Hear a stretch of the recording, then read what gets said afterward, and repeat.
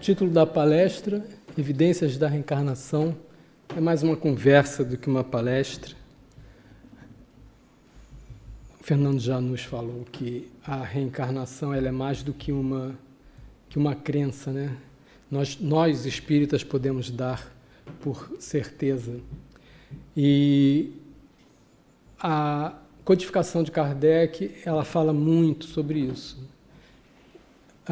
O Espírito de Verdade, no Livro dos Espíritos, no capítulo 2 da encarnação dos espíritos, falando sobre o objetivo da reencarnação, quando Kardec pergunta sobre os objetivos, e os espíritos respondem que a encarnação ela é imposta a nós por Deus, de forma que nós assim possamos chegar à perfeição. Então, daí nós tiramos que a reencarnação é uma necessidade para atingirmos a perfeição. E que o Espírito de Verdade ainda diz que para alguns é missão, para outros é expiação. E que, por fim, ele diz que a encarnação também tem por finalidade fazer-nos parte da obra da criação, porque nós somos co-criadores de Deus.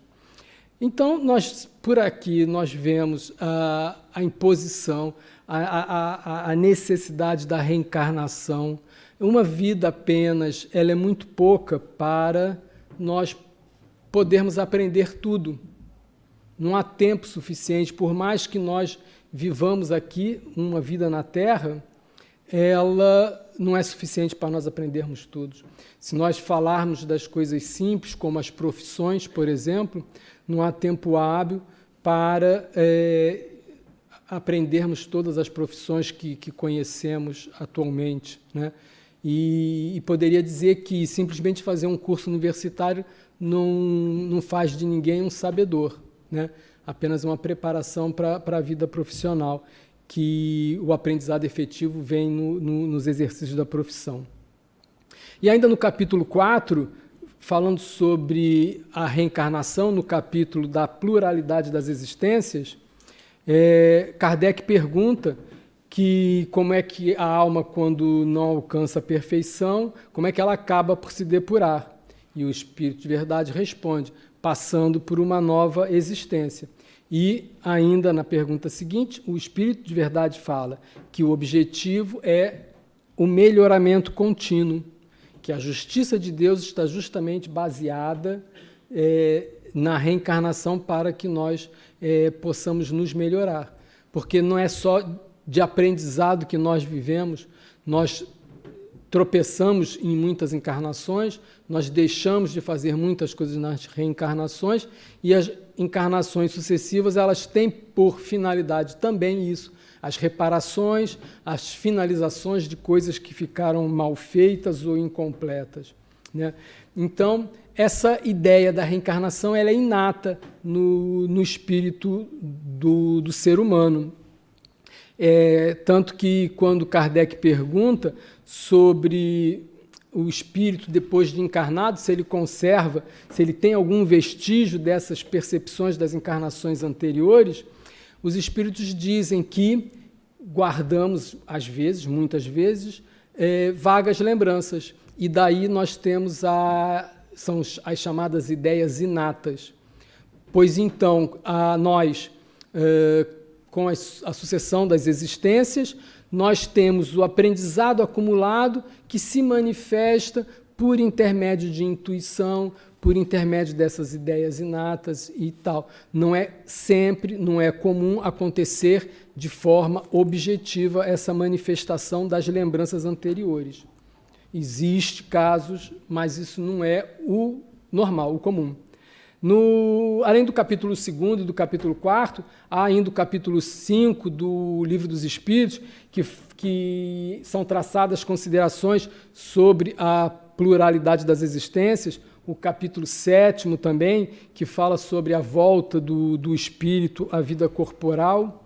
Nós também encontramos passagens no Evangelho segundo o Espiritismo, que, particularmente no capítulo 4, que trata da ressurreição e reencarnação, traçando uma diferença, porque muita gente confunde reencarnação com ressurreição, e lá nos é esclarecido que a ressurreição é a ideia de voltar a viver no próprio corpo em que vivia. Então eu morro e volto a viver neste mesmo corpo. A ciência já comprova que é impossível, porque o corpo humano, por ser matéria, se decompõe e não há possibilidade, então, de voltar para o mesmo corpo, né?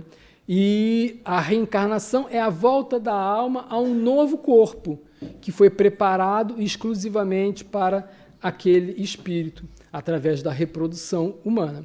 Então, a palavra ressurreição, ela pode caber no caso de Lázaro, que morreu e ressuscitou. Agora, Elias, trata-se de um caso de reencarnação.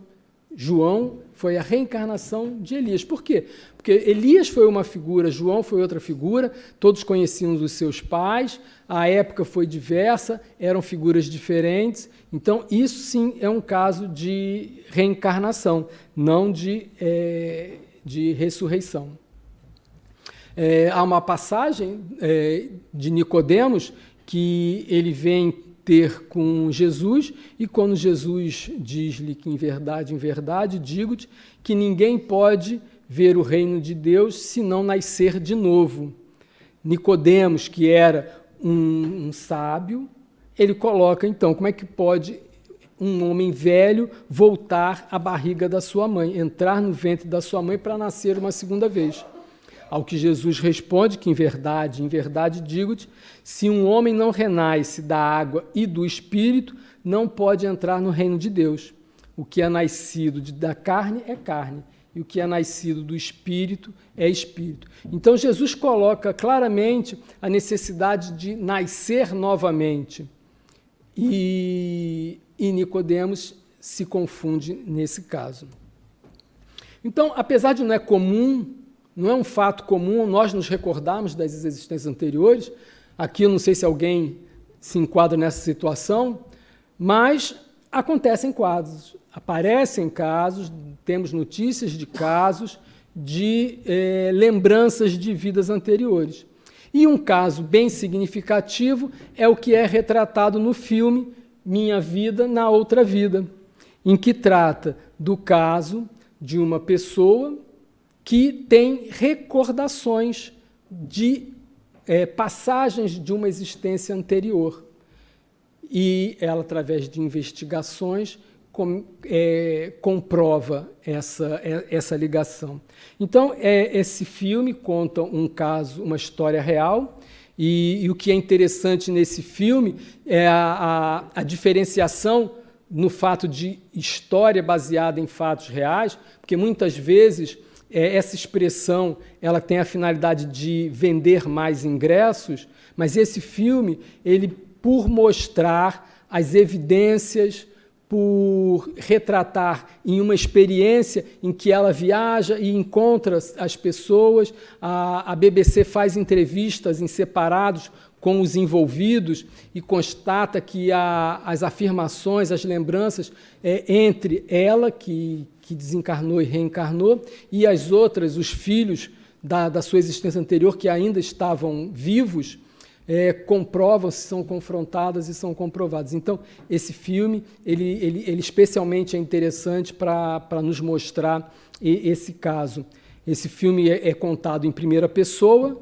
A personagem principal da história chama-se Jenny Cockwell, que ela nasceu em 1953, ainda ela é viva, nasceu na Inglaterra, e ela tinha, desde criança, sonhos recorrentes, que ela estava num hospital, sozinha, estava agonizando, ela sabia qual era o seu nome, que o nome dela era Mary, e que ela estava prestes a morrer, a desencarnar.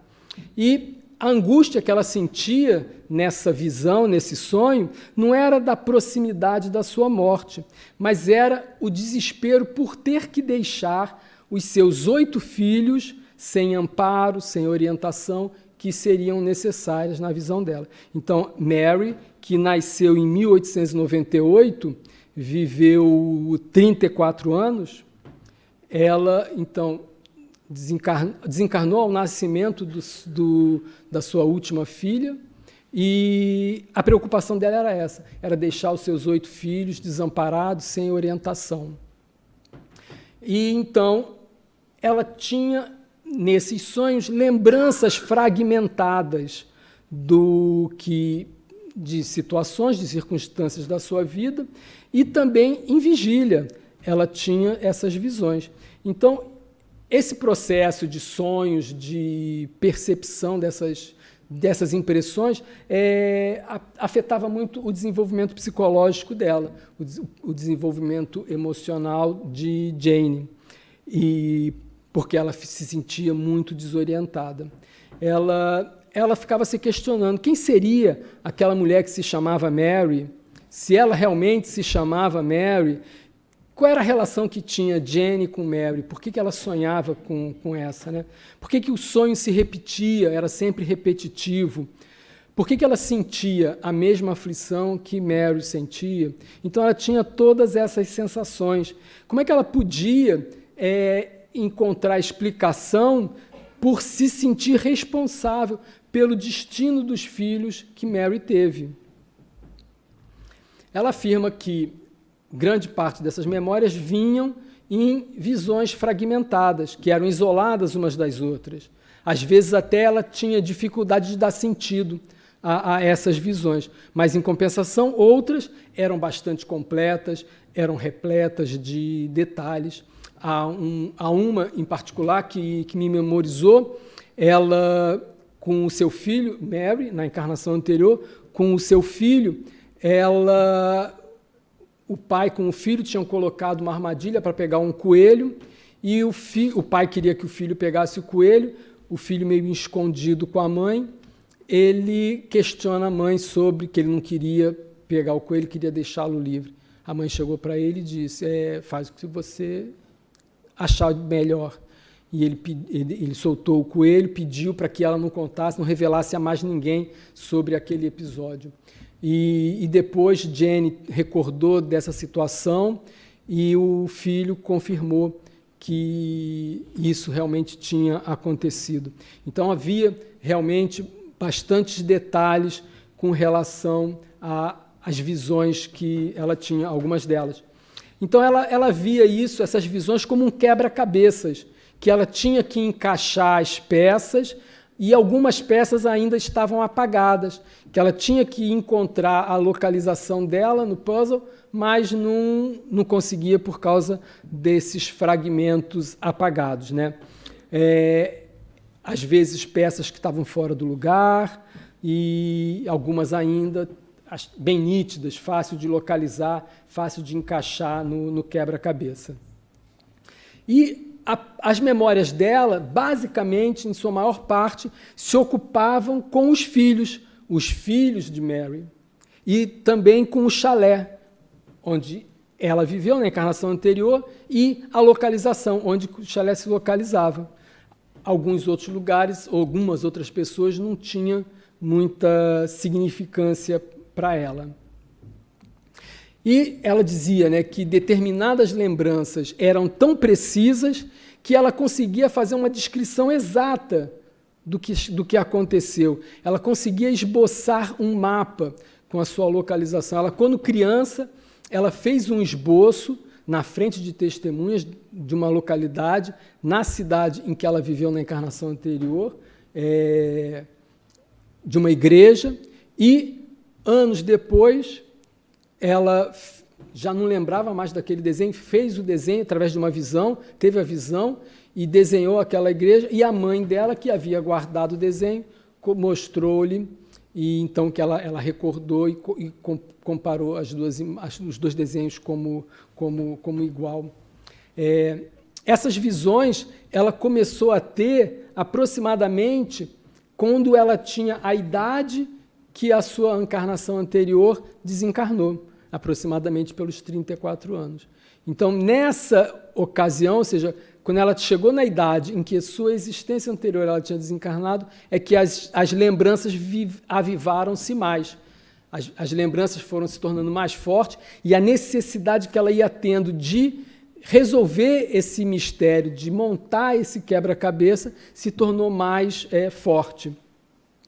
Ela lembrava com muita clareza o vilarejo onde ela viveu antes, as ocupações diárias das pessoas e sempre relacionada com os filhos, sempre ligada aos filhos. Ela passou por sessões hipnóticas com psicólogos para recordar, porque ela queria encontrar uma resposta. Inicialmente, ela não sabia que era ela tinha vivido essa existência anteriormente. Então, ela queria encontrar uma explicação. Por que ela estava tendo aquelas visões? Quem era aquela pessoa? Quem eram aquelas crianças? Por que elas estavam relacionadas? E esse desenho que ela fez da igreja, ela localizou onde se situava, na cidade de Malahide, na Irlanda, e ela, com a compreensão da família, do marido, do filho, ela se desloca para essa cidade. Ela escreve cartas para vários moradores, perguntando sobre uma senhora Mary, que possivelmente teria vivido lá. Foi em registros de igreja, procurando registros de nascimento, para tentar identificar as pessoas e tal. Ela tinha uma noção da época em que isso teria acontecido no passado. Então, em resultado dessas várias cartas que ela escreveu para vários moradores da cidade, ela recebeu uma resposta positiva, falando que ela tinha desencarnado na década de 30 e chamava-se Senhora Sutton, ou seja, o nome dela era Mary Sutton. Então, após a morte dela, os filhos foram enviados para orfanatos. E a filha dela, posteriormente, voltou para casa. Eles, irmãos, moravam próximos um do outro, né? Relata que morava a coisa de cerca de 1 quilômetro de distância, mas eles não sabiam, eles não se conheciam mais, não sabiam mais que eram irmãos. Então, a maior preocupação de Mary antes de morrer era que os filhos se mantivessem unidos após o seu desencarne. E ela fez o filho mais velho, Sonny, prometer-lhe que iria cuidar e mantê-los juntos. Só que eles tinham um pai muito violento. E a única solução que ele encontrou para evitar essa violência era entregando os irmãos ao orfanato. E isso fez com que ele levasse uma vida de muito sofrimento, porque ele falhou com a promessa à sua mãe. Então, após eles terem se reencontrado, ele contou esse caso, essa situação. O filme retrata que ele ainda relutou em aceitar aquela ideia de que ela era sua mãe. Ele era mais velho que Jenny, e ele tinha cerca de 70 anos quando eles se encontraram, que foi no início da década de 90. E ele se sentia muito ressentido pelo fato de ter perdido o contato com os irmãos. Então, resultado disso, ela conseguiu identificar os seus irmãos, conseguiu localizar, conseguiu reunir os irmãos. Um dos irmãos tinha casado e ido viver na Austrália. Então, inicialmente, não tinham se reencontrado. Então, observem que ela encontrou como missão, Jenny, reunir os filhos que ela, a encarnação anterior, queria e que, de alguma maneira, ela tinha essa consciência de que poderiam não estar juntos. Observamos também que o ressentimento do irmão mais velho pela impossibilidade de manter a família unida o fez passar praticamente uma vida em sofrimento. E que, ao final, em que conseguiu reencontrar o senhor, Sonny, ele então consegue resgatar aquele peso que ele tinha em sua consciência. Então, essa história ela pode ser afirmada, pode ser definida com segurança, sem nenhum tipo de contradição possível, que é uma história de amor surpreendente. É uma história que chega a emocionar aqueles que veem o filme. Vale a pena ver esse filme. E é um amor que transcende o tempo, transcende a geração e podemos dizer que transcende as reencarnações. Então, o amor da mãe pelos filhos, ele levou, após uma encarnação, aquele espírito a buscar o reencontro dos seus irmãos. Essa história é maravilhosa. É um fato, é uma demonstração, é uma comprovação da reencarnação, né? As pessoas que gostam, que querem ir contra esse fato, encontrarão vários argumentos, com certeza. Mas é irrefutável. Essas lembranças, que as pessoas que investigaram a situação junto dela puderam perceber que ela não tinha nenhum conhecimento prévio sobre esses acontecimentos. As visões aconteceram espontaneamente, sem nenhuma preparação prévia, né? A filha dela mais velha, que era católica, ela não queria crer que ela era a encarnação da mãe. Então ela preferiu acreditar que a alma da mãe falava pelo espírito, pela alma de Jenny, né? Mas que a alma da mãe teria entrado na alma da Jenny, o que a ciência espírita mostra que isso não pode ser verdade.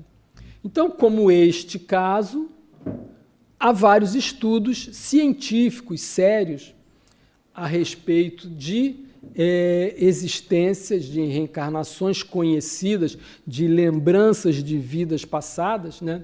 Não vou fazer um spoiler, mas tem gente aí que vai fazer um estudo a respeito disso. Mas citando só dois, há um personagem que nasceu no Brasil em 1913, viveu até 2003, que é o Hernani Guimarães Andrade. Ele foi um engenheiro civil e ele estudou a fundo, pesquisou a fundo casos de reencarnação. Ele tem um livro que fala sobre 8 casos de reencarnação conhecida no Brasil. Foi ele o criador do modelo organizador biológico. Exato, MOB. Foi ele que idealizou isso. Ele foi combatido por muitos espíritas na época, alegando que ele pretendia materializar o espírito. O que hoje nós já sabemos que tudo é formado por átomos, né? Então, o espírito, de alguma forma, também ele é formado por átomos. O estudo, o conhecimento a respeito do átomo ainda vai avançar muito, nós ainda vamos conhecer muita coisa. Hoje nós ainda estamos nas subpartículas atômicas, nas interações elétricas entre as subpartículas, mas nós ainda vamos conseguir aprofundar, porque à medida que a espiritualidade evolui, a frequência vibratória dos espíritos e dos mundos, ela aumenta. Então, a constituição atômica tem que ser diferente do que nós conhecemos hoje. Mas nós vamos chegar lá, ainda vamos avançar. E então o Hernani, ele tem mais de uma publicação a esse respeito, ele passou a vida pesquisando sobre isso. E um outro que eu gostava de citar é o Ian Stevenson, que nasceu em 1918 e morreu em 2007. Ele foi um médico e pesquisador canadense. Ele tem 3.000 casos de estudo que apoia o caso de reencarnação. Então, ele não fala efetivamente que casos comprovados de reencarnação, ele fala apenas que são casos que suscitam fortemente a reencarnação, que podem ser uma evidência muito grande da reencarnação, ou seja, ele não diz que é uma comprovação. Evidentemente, a comprovação, a certeza é só aquele que vivencia, penso eu, né? Então, ele teve muita cautela em afirmar, acredito também por ser um estudioso, um cientista, e pesquisar cientificamente, ele preferiu talvez ser mais cauteloso. Então, ele dizia que era casos sugestivos de reencarnação, ou então casos do tipo de reencarnação.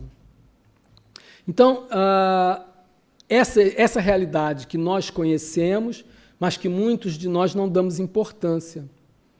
A reencarnação é fundamental. Não é porque nós vamos reencarnar, nós temos a certeza da reencarnação, não é por causa disso que nós vamos relaxar a nossa vida, né? Eu vou deixar para depois, porque eu tenho muitas vidas para viver, então eu vou ficar aqui calminho, não vou me preocupar em evoluir agora, né?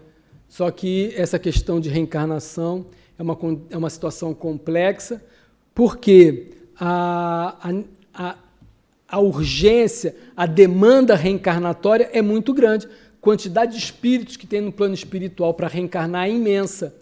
E a quantidade de casais para produzir filhos não é assim tão grande, né? Então existe uma sequência, existe também uma necessidade de encadeamento de histórias, porque as pessoas não encarnam aleatoriamente nas famílias. Existem as necessidades de experiências entre as pessoas, né, para ver os tais resgates, para ver os tais reencontros, as tais ajudas. Então, há uma ligação entre pais, filhos, irmãos, de forma que, para que a espiritualidade consiga encadear essa coisa toda, essa sequência, e colocar na fila todo mundo para nascer naquela sequência, é muito difícil, né? Então, muitas vezes, nós temos que esperar muito tempo até uma nova oportunidade. Outro fato ainda é o fato de estarmos encerrando o período de expiação e provas, entrando no processo de regeneração, e muitas vezes nós vamos ver nossos seres amados nossos que estão reencarnando na Terra e que nós não poderemos ficar, porque nós não vamos ter condição evolutiva de permanecer aqui no planeta por enquanto. Então, ou seja, há necessidade de trabalharmos a existência atual, no sentido de nos melhorarmos, de nos aprimorarmos, para que nós possamos, então, acompanhar a todos, avançarmos todos juntos, porque esse é o objetivo da reencarnação e o objetivo da vida, né? Eu gosto de dizer que a vida, a evolução é uma corrida que só vale a pena se ela terminar empatada em primeiro lugar. Porque aquele que evolui primeiro vai esperar ou voltar para auxiliar aquele seu amado a avançar, a ajudá-lo a subir os degraus necessários.